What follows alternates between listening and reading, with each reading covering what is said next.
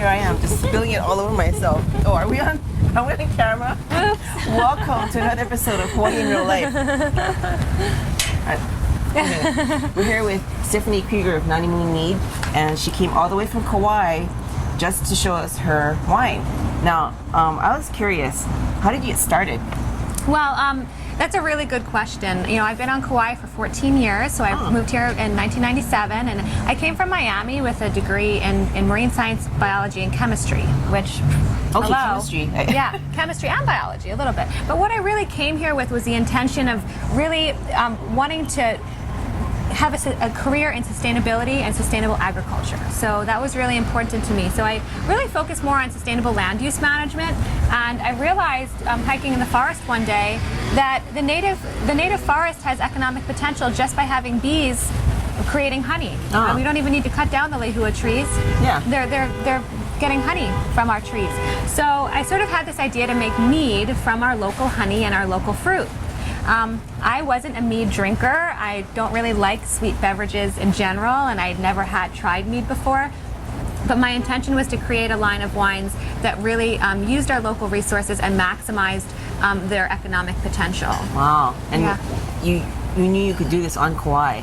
Well, there's a lot of fruit at the farmers markets. Oh, I guess so. And I knew a local beekeeper who I still, keep in contact with.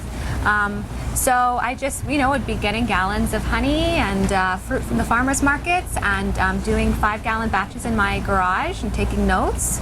Wow. At the same time, we worked with a National Tropical Botanical Garden doing some research and education, and working as a server in some of the finest restaurants on Kauai, like Roy's and the Princeville Hotel.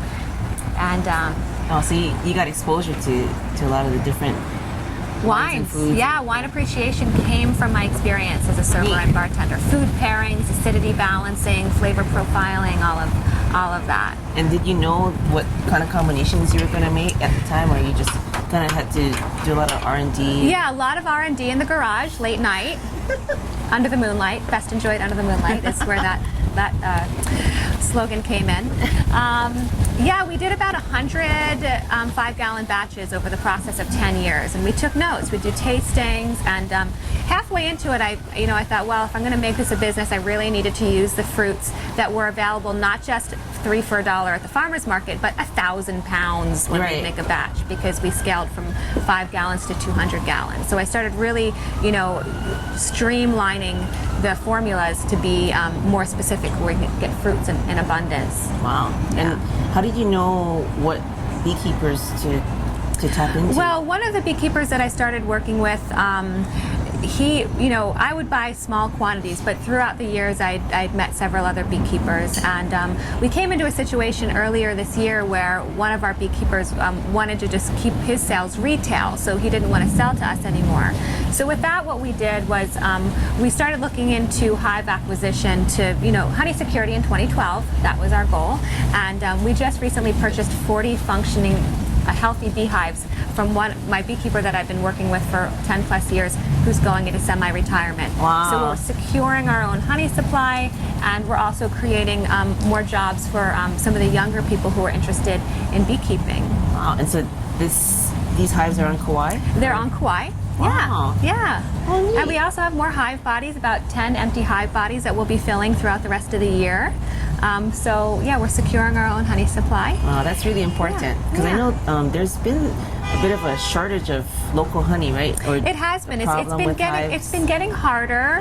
And one of the things with honey, and I was explaining this to my beekeeper, if you take 351-pound jars of honey and you sell it at a wholesale value to a retailer, say, you might make about $1,300 at beekeeper. If you take that same 350 pounds of honey and you make it into a locally sourced mead, you are making about $13,000, sold 50% retail and 50% wholesale. You're also purchasing about 1,000 pounds of fruit from a local farmer. paying about 80 to 100 hours in production labor.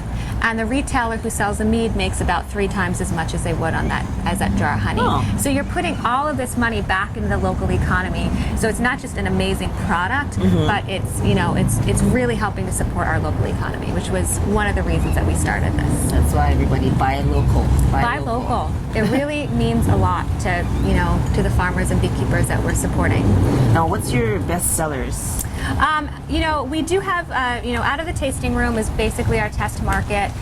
The top sellers are the Winter Sun right here with honey star fruit and passion fruit, which is what we're drinking.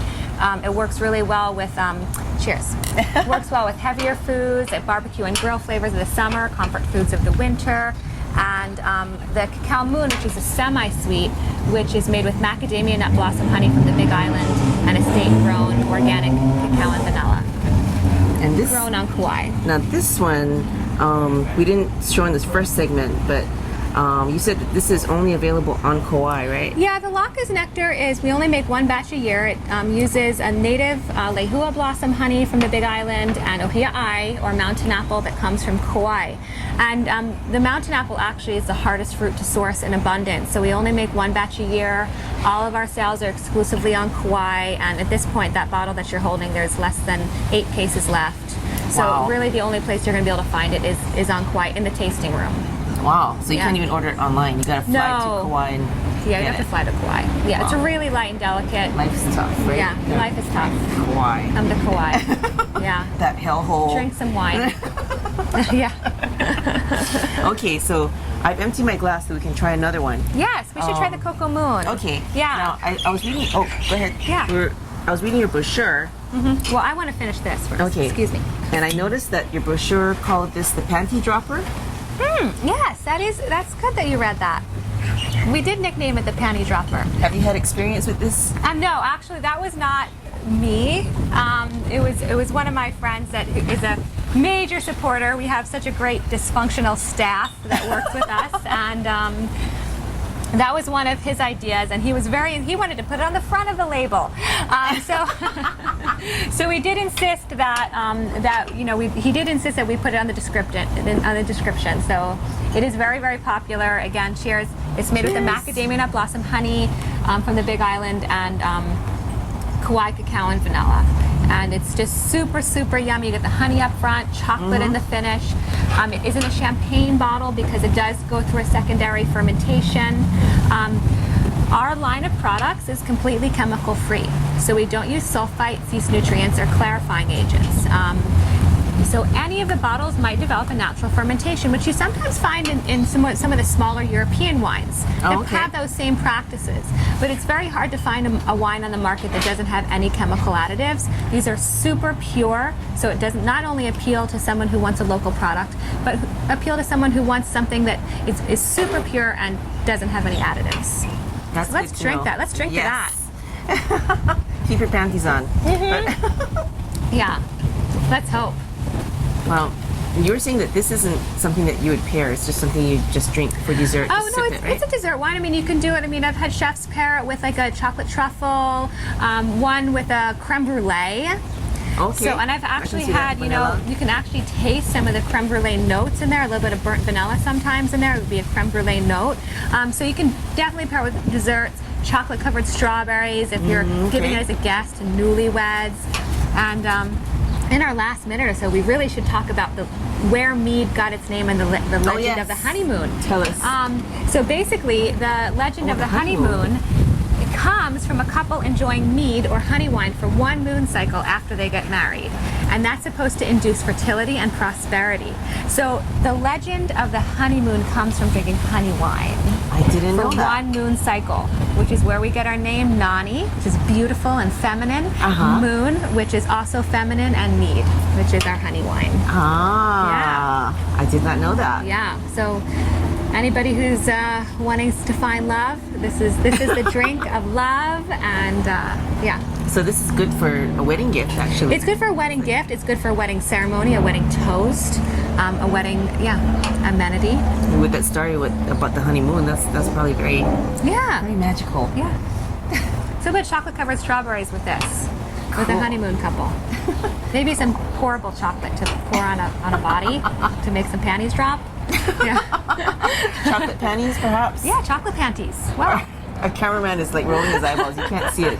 He's just kind of like, oh my god. I know. Well, that's what happens when you hang out with us.